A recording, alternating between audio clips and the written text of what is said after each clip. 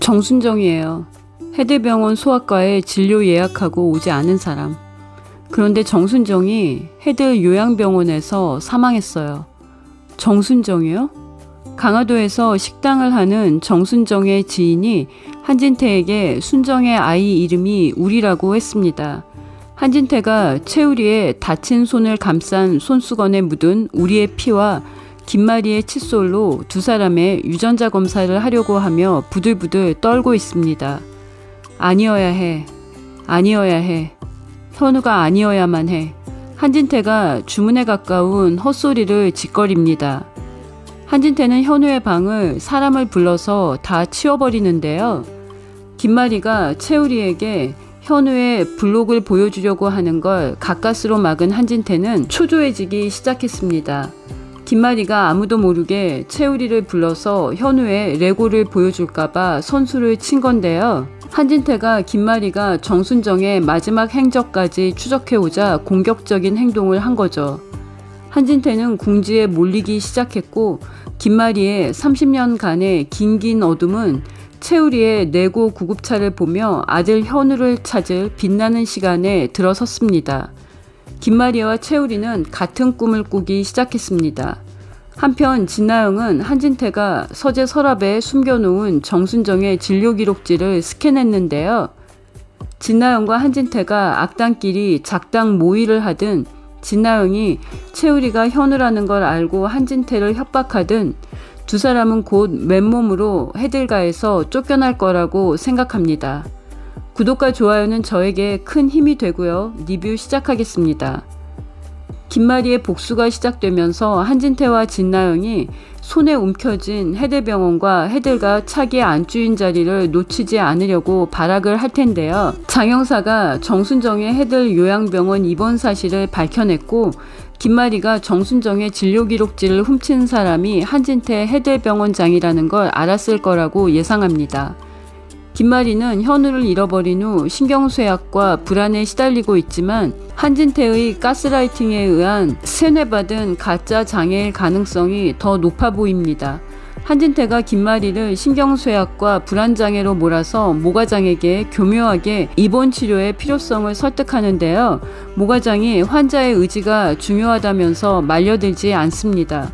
한진태는 블록 구급차에서 시작된 채우리가 보여주는 현우의 환영이 현우를 보고 싶은 김마리의 환시나 착각이 아닌 진짜 살아있는 현우의 에너지에서 나오는 힘이라는 걸 느끼기 시작해요. 다 된 밥인데 30년째 공들여 뜸들인 해들재단 해들병원인데 현우 아니라 김영수 박사가 살아 돌아온다고 해도 내줄 수 없어. 마당집 최선영 사장이 같은 병실을 쓰던 정순정이 죽은 후 정순정의 아이를 입양했다고 하자 최 사장이 정순정의 이름을 입에 올리자마자 찻잔이 한진태의 손에서 벗어나 쿵소리를 내고 식탁 위로 떨어집니다. 한진태의 운이 소멸되기 시작했습니다. 최 사장은 나를 은인이자 아들을 잃어버린 아버지로만 생각합니다. 순수하고 따뜻해서 편했는데 이제는 불편합니다. 김마리 이사장도 그녀의 용기 있는 심성을 알아버렸습니다. 현우의 두 엄마일 수도 있는 김마리와 최선영도 가까이 지내게 내버려둘 수 없습니다. 채우리가 갖고 있는 블록 구급차가 30년 전 김마리가 현우 손에 쥐어준 구급차여서는 안 됩니다. 불안해진 한진태가 마당집 대문 앞에서 넋을 놓고 있는데 퇴근한 진수지가 원장님 하면서 한 원장을 부르는데요. 김마리가 채우리와 진수지를 저녁 식사에 초대한다고 했는데 진수지가 눈앞에서 한진태에게 인사를 하자 한 원장은 정신이 번쩍 들어요. 진 선생, 오늘 김 이사장 식사 초대에 간다고 하지 않았어요? 다시 점잖은 해들병원 한 원장의 목소리로 돌아간 한진태가 채우리 선생 김마리의 초대에 응한 거냐고 확인합니다. 이때까지만 해도 한진태는 채우리가 현우일 가능성도 있지만 아닐 가능성도 있다고 생각을 한 것 같은데요. 그럼에도 한 원장은 현우가 30년 만에 김마리와 만날 가능성을 차단하기 위해 채우리에게 충주 분원 정신과 과장으로 가라고 강제 전출을 권하는데요. 일단 모과장이 한진태의 의도가 불순할 가능성에 대해 진수지에게 조목조목 한 원장의 성향을 알려줍니다. 슬렁슬렁 놀면서 수다 떠는 것만 좋아하는 줄 알았던 모과장이 센스 만점으로 채우리를 충주 분원에 보내려는 한 원장의 의도에 의구심을 갖기 시작했습니다. 더 흥미로운 점은 진수지가 한진태 원장의 행동에 이상한 직감을 느끼며 카메라로 초단위로 찍은 것처럼 표정까지 어떤 마음인지 생각하고 마음에도 새기고 느끼고 있는 건데요. 수지 맞은 우리가 120부의 대장정 중 33회를 남겨두고 있는데요. 진나영이 한진태와 김마리가 동시에 찾고 있는 정순정이 누구인지 흥미를 갖기 시작했습니다. 진나영의 네이다에 들어가면 스토킹 당하는 건 순식간인데요. 정순정이 진나영의 뒷조사를 당하면 무덤에서라도 나와야 할 판입니다. 진나영이 뭐든 집요하게 설계하니까요. 한편 한진태는 원장실에서 채우리를 충주 분원으로 보내기 위해 설득하던 중 해대병원에서 수술 후 후유증을 겪게 된 환자의 보호자가 원장실에 들어와 한 원장을 칼로 위협하며 내 아들 고쳐놓으라고 하는데요. 채우리가 환자 보호자의 칼을 막아내고 한 원장을 구합니다. 한진태가 채우리를 더 유심히 보기 시작합니다. 한진태가 채우리의 손등에 묻은 피를 자신의 손수건으로 지혈합니다. 한진태가 현우가 채우리로 살아 돌아오자 정신이 쇠약해지기 시작할 거라고 예상이 되는데요.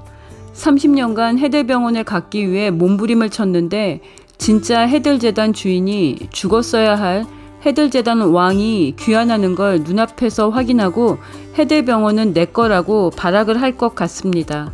김마리를 30년간 속인 한진태는 해들병원과 해들가에서 맨몸으로 쫓겨날 거라고 예상합니다. 사악한 머리를 이리 굴리고 저리 굴리며 한진태와 김마리의 뒷조사를 하고 있는 진나영에게 남은 것도 비참한 말로인데요. 한현성은 점점 더 멍청한 길로 가고 있습니다. 진나영이 한진태의 서재를 뒤지고 정순정의 진료기록지를 핸드폰으로 스캔하고 있는데도 제대로 확인을 하지 않고 진나영의 꽃과 화병을 찍고 있다는 거짓말을 믿어버립니다. 너무 한심한 바보로만 보입니다. 한현성은 한진태와 진나영이 맨몸으로 쫓겨난 후 미국으로 돌아갈 것으로 예상합니다. 김마리가 장영사와 통화 중 이상한 느낌을 받았는데요.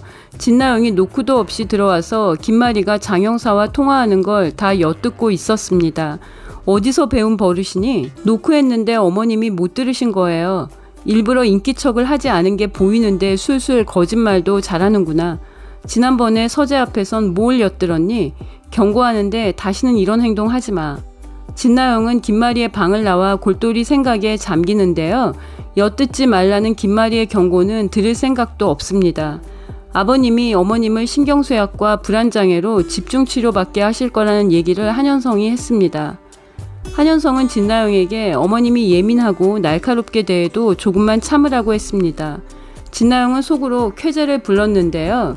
안 그래도 어머님 비위 맞추기 힘들었는데 아버님이 어머님을 해들병원 정신과에 입원시키면 까다로운 어머님 때문에 스트레스 받지 않아도 되고 어머님 기분 신경 쓰지 않아도 되고 살판 났습니다.